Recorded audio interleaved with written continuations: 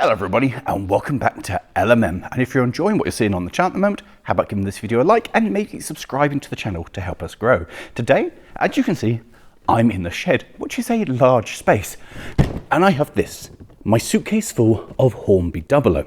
You see, the Christmas before last, I went and visited my family and managed to construct a loop that took a full 40 seconds for a train to complete.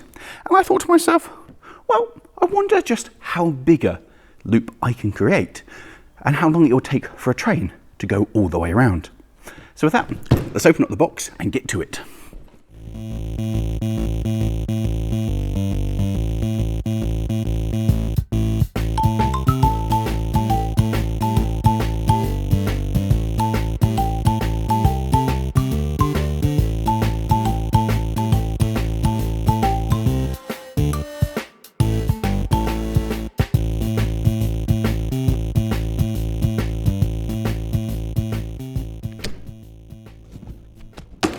First up on the agenda was to go through everything and work out what track I actually had. I knew there was some in the starter set, but the rest of it was all wrapped up in this newspaper, and I knew that in some of these boxes there were some straights that I had never actually used. And it wasn't long before I had everything out of the newspaper. My next stage was to separate it out into two groups, taking all the double straights so I knew how many I could have in each direction, which was quite a substantial amount. And from there, it was time to do the same with the half straights. And it turns out there were quite a few of those as well, leaving me with quite the collection of track. And it is of course Dublo, which means that it will corrode on its own, particularly those pieces that I'd never used, meaning that everything needed a really good clean. And as it's Dublo as well, I needed to inspect each piece to make sure the third rail wasn't touching the tin. This started to get very old very quickly. Have you ever had an idea and thought, this is a really good idea, and then when you actually start doing it, you realise what a poor judgment it was? Cleaning up all of this track was a very poor decision. However, it is now all done. It has taken me a grand total of about 2.5 hours. I know this because I've listened to 2 complete episodes of Railway Mania podcast and got into a 3rd episode. I was like, yeah, I've been doing this for a while. So with that, it is now clean. My track rubber started off being a standard looking track rubber and is now almost life expired, so I need to get a new one of those. And with that, let's start laying some track. I decided to start at the far end of the shed to give me the maximum amount of run space. There is one big advantage of using Dublo, and that is it's on a raised base, so it helps to keep your locomotives off the shed floor, away from any muck or dust that might get into the mechanism. At this point, I'd like to say a massive thank you to John, who gave me all of this Dublo so that I could do something daft with it, like this. Making a layout that's this long. This is the biggest in Dublo scale that I've ever created. And really, I was quite impressed.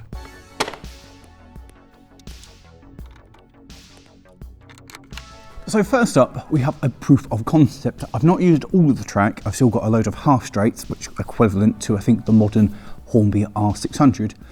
But I know that the technology or the metal isn't as good. It's all old, it's all slightly corroded, and it's warped.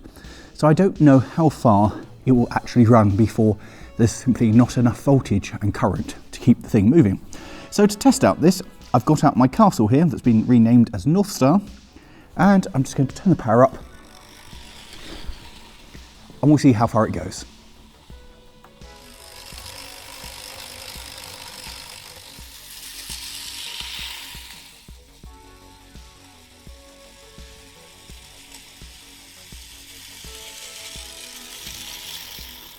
So the big question remains, with the track that I'd laid out, exactly how long was it taking to do an entire circuit?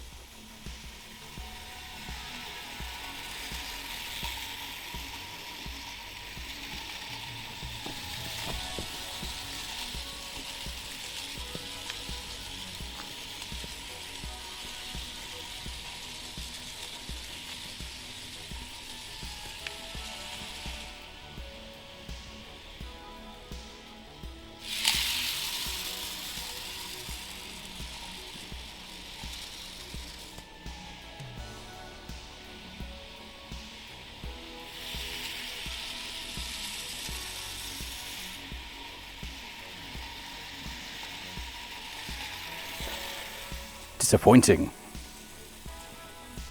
Now this little thing has proven itself to be quite a reliable and good runner, but it is one of the more modern Dublo engines. You could buy this in both 3-rail and 2-rail, the pickups being in the tender, and it sports a much more modern motor, more in line with the stuff that was used on the Trying models later on.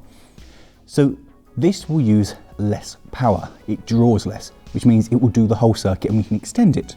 Before we do that though, we're going to try this, which some of you might remember from the live stream. Yes, this is the 4MT that I unboxed and managed to just about limp into life. This uses the old school vertical motor, and thus it draws a lot more current. In fact, you need a big old school transformer to run it.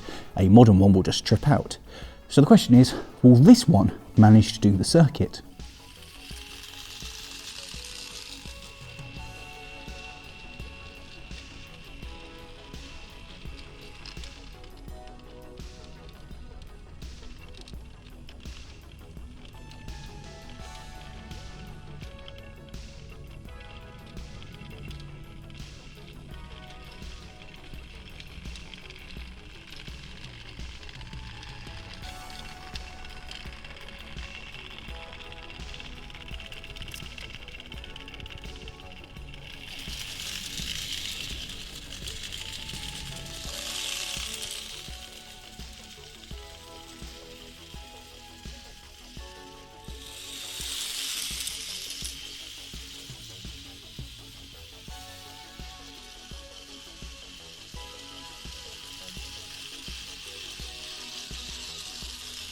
Well, just about. So let's find out how long it takes, because at full power it really does limp round there, and well, it's probably not going to pull anything.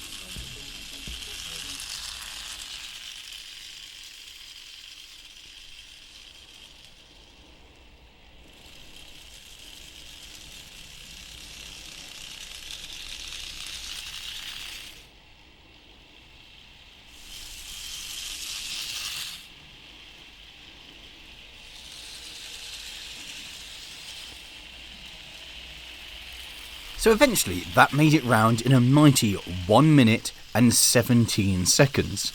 And by the end of the running session, it was actually going a lot better. So as I extend the railway, what I'm going to do is put a little straight in there just to even out that curve a bit more and make it a bit easier for things to navigate. But I'm really chuffed that it works. My next stage was to remove the curve at the bottom of the run, ready to extend it with the half-length straights. And this would bring the layout to its full length. So here it is, an impressive 9 meters long.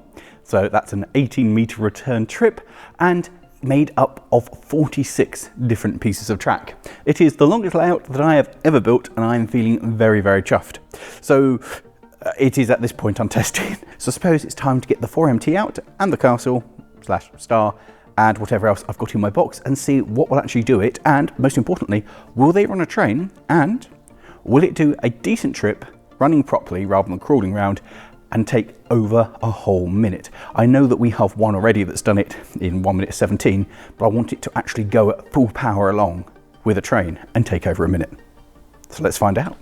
And as a test, we're going to put the 4MT round and see if it will do an entire loop, because if it does an entire loop, the rest of what I've got with me should run, which includes the two N2s, the Star that we've seen before, and the Trix 5600. Which will go because that's got the best motor out of all of them. So with that, turn up the power. That's a promising start. Now, maybe it would take a minute to do the whole thing.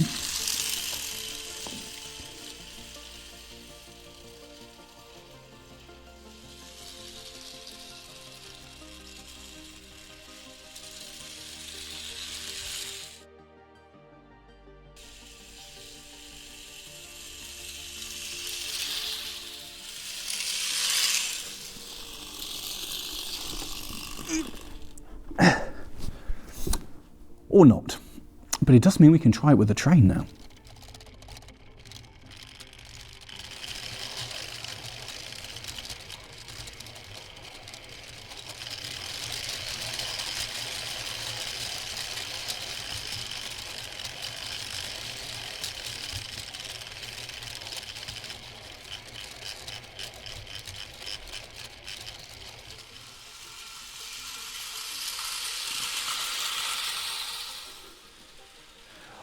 Well, this is just fantastic. It is doing what it's meant to do. The engine that didn't run on the stream is running a 18-metre circuit, and it's completing it. That's brilliant.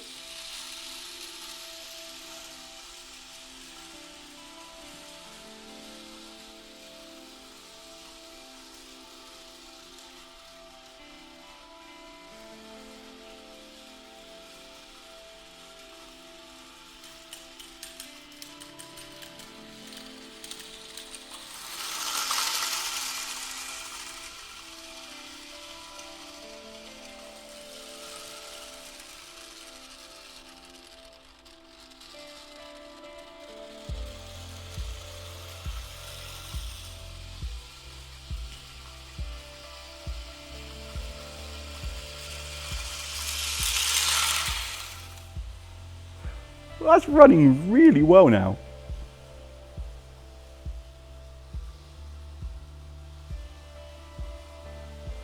See, non-believers on the stream, it runs fine. It's genuinely one of the things that astounds me though, is how weak Dublo stuff is. You put another wagon on that and it slows right down, it can't complete it. But like this, absolutely fine. It's also so fast when it hits that curve that it will derail unless it can turn the power down. Then it needs full power to do the rest of it. But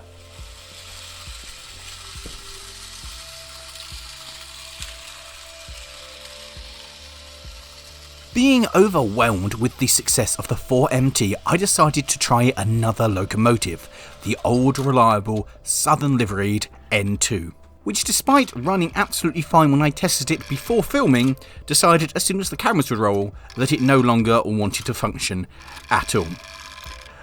I have absolutely no idea. Not a clue what was wrong with it. This was the best I got out of it, and then it stopped just now. So I decided I'd try the other N2 instead.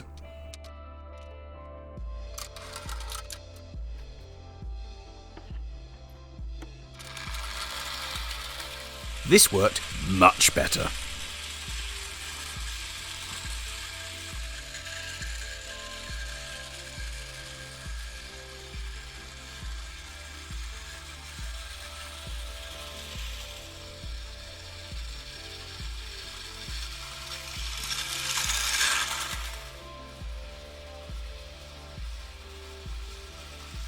And this, despite having an oil up before running, after a few trips started to make the noise of a dry motor bearing. So it was time to swap that out. So I went for the Trix 5600, which meant putting a plastic wagon in the rake.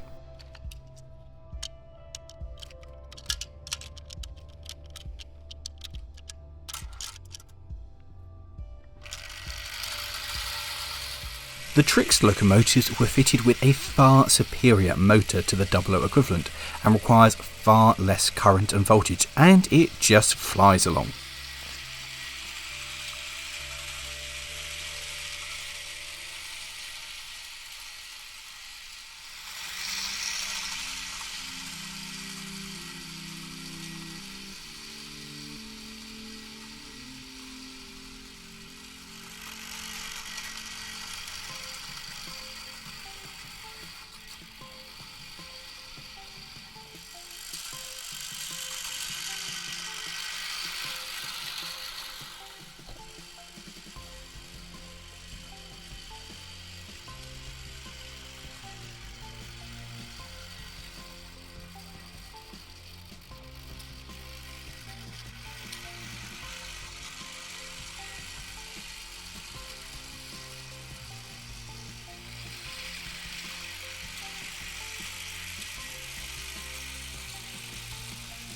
Following that remarkable success, I decided it was time to change out to the passenger stock and replace the motive power with the Great Western 460. After all, That had been the best runner when we tested everything light earlier, so surely it would be the best runner now.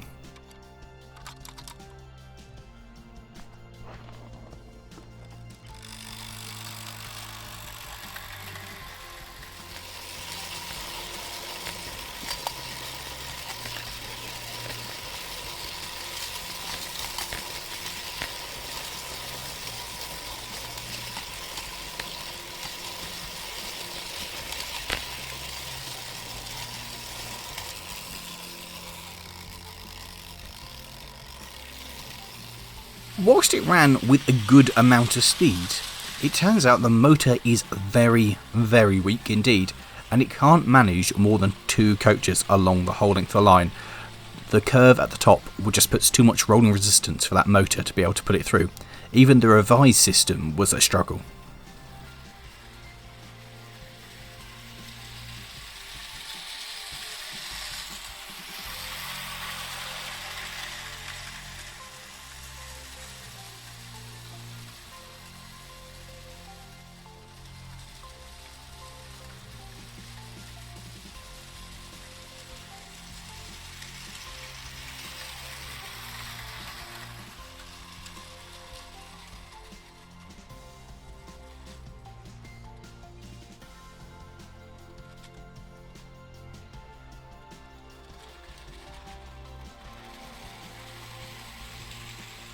And so there we have it. I'm going to continue playing with Dublo as it charges round, but shows what this vintage toy, I mean that's 50, 60 years old now, and it's still working just like it should. If it be a car or a locomotive, we'd be talking about preserving it, but as it's a toy, people don't care. But it works. It's running on an 18-metre long loop, which is taking about a minute for this particular one because it slows down massively at the top to go round. And for that, I feel that's a huge, great achievement, and I feel very pleased with myself. It's been a really nice afternoon just mucking around with Dublo and showing that it's still a relevant kind of bit of model railways. So if you've enjoyed this one, how about clicking somewhere on the screen now for some of our other adventures into the world of model railways. And apart from that, thanks for watching. We'll see you next time. I hear it.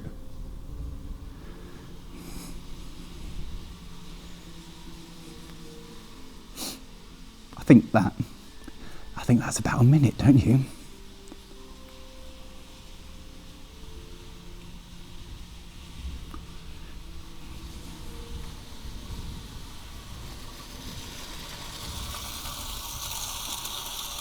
Where's your other coach gone?